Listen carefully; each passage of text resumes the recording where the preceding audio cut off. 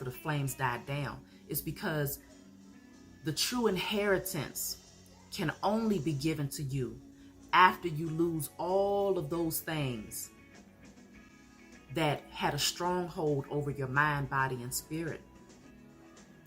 There's a lot of people, I always told people in the past, I don't wear my nurse's license as my crown. That's why you wouldn't find me walking around, maybe at one point initially, when I didn't know myself. That's why it's so important to know thyself. I didn't know myself. So initially it was like, yeah, I'm a registered nurse, but I was never braggadocious. I never felt like it was something where I had to look down at people or one of those nurses that, oh, you're just a CNA or you're just this, that's just so ugly. But it's a lot of people out here that's like that. And so because I never wore it as my crown to begin with, for the most part, it was easier for me to lose it I didn't lose it because I could still use it if I want to, but to walk away from it and to step into my calling. I'm not looking back, okay? And some people would be like, well, maybe you should hold on to it because listen, when you step into your calling, you step in to your calling. You take the leap of faith. When you see the fool card in a tarot deck, that fool is packing light, jumping off a cliff, looking up. So you naturally anticipate that you will not dash a toe and that you will be well protected, and that new beginning that you jumping into is going to be one that's going to be filled with so many blessings and so much of your inheritance and so much of your gifts and everything it's going to be an overflow. And that's exactly how it's been for me. Okay? The amount of money that I paid to stay in this room is well over what a person would pay for a 3-bedroom apartment. But, there's certain restrictions that this system has in place, when it comes to certain things. But even those things are not going to hold me back.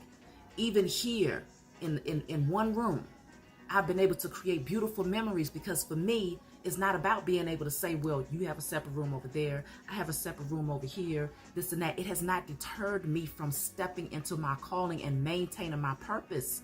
Don't allow your situations to even if you outside in the streets homeless, you can still bring your testimony to the world. You can still uplift and empower others right from where you sit.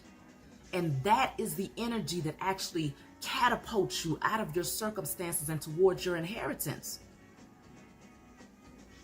Don't allow your situations to stop you from doing what you've been called to do, especially if you are being called to be a healer or a teacher of any sort in the spiritual world. When you're helping people to go down this narrow path, step into your calling from right where you sit. That is the test.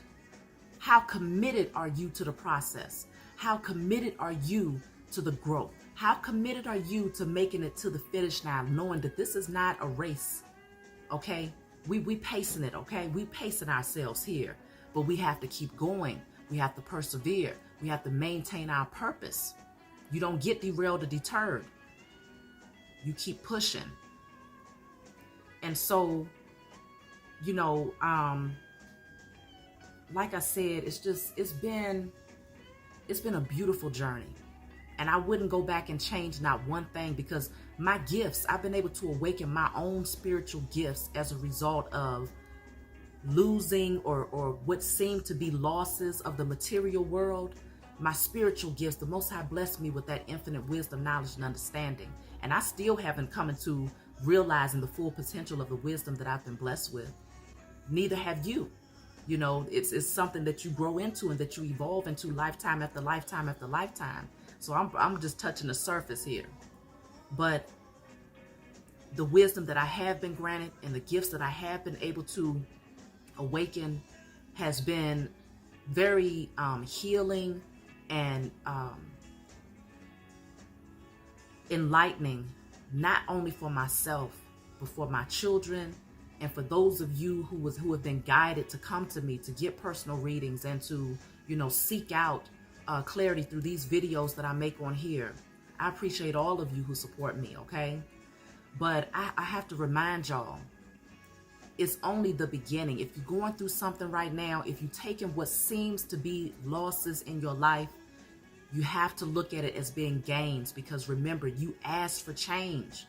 You asked to be shown your purpose. At this time, many people, especially the chosen seed, it's almost impossible to get up and go to a 9-to-5 job if you're not in your calling. it's almost impossible for you to do that because your soul, your spirit is pulling you and is calling you. Your higher self is calling you to step into something that's greater, that goes beyond a 9 to 5. That you're putting your time and your energy into, all for the sake of small financial gain. For some, it might be, more, but it's still not enough. You still feel that void there. And that void is telling you, it's there to remind you that what needs to be in replacement of that void, what you need to fill that void with, is your purpose. And so you don't want to resist the changes. Go with the flow. You got to ride these waves, y'all. If you're going through changes, ride the waves. That flame of fire that I saw, it represents being able to walk through the fire. You're not going to fear. You don't fear walking through the flame, because that flame is what's necessary for that coal that becomes a diamond on the other side. Y'all are turning into diamonds out there. Okay? So it doesn't matter what things look like. It doesn't matter just know that you're going through a metamorphosis. You are a caterpillar that is transforming into a butterfly. You're getting ready to be able to take far heights. You're getting ready to fly high. But you got to come out of that state of being a caterpillar crawling on your belly, stand on the surface level of life.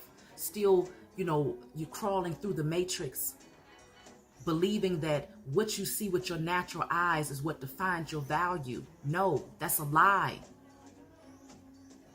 So let me just see. I'm going to pull a couple of cards because this message is getting long, but I wanted to first share my testimony. So I hope that it is helpful for those of you out there. And, like I said, I'm going to be sharing with y'all not only my testimony of where I had to come from in order to get here, but when I do get there, you all are going to know that it's not because I was given some sort of privilege, through somebody here in the natural world. This is all the Most High God's doing right here. And so I'm going to share my entire journey with y'all. So look at this. We have solitude and authority. Solitude and authority. So some of you are having to go into solitude, which means you had to lose a lot of people in your life. People, places, things. Okay? But it's allowing you to become the leader, the emperor of your empire.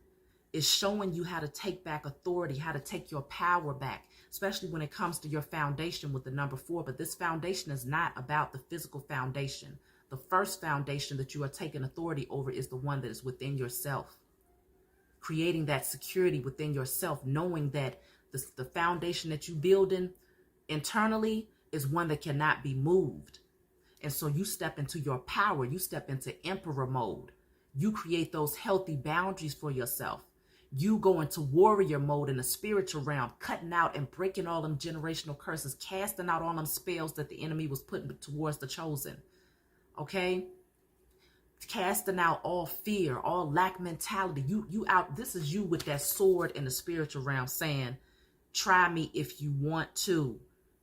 Try me if you want to. I know my strength.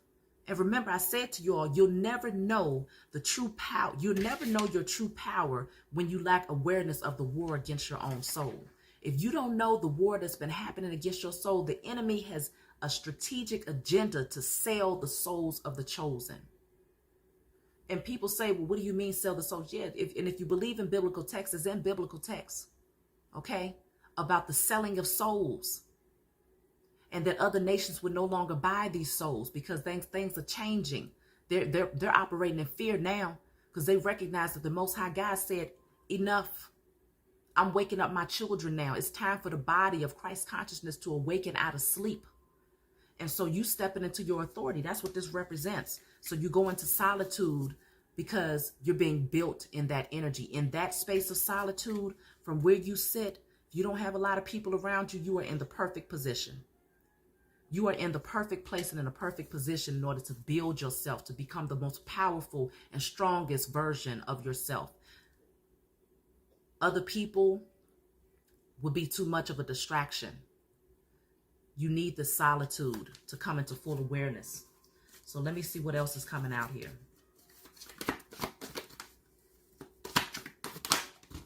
Oh, that's a lot of cards, but I'm going to take them, y'all.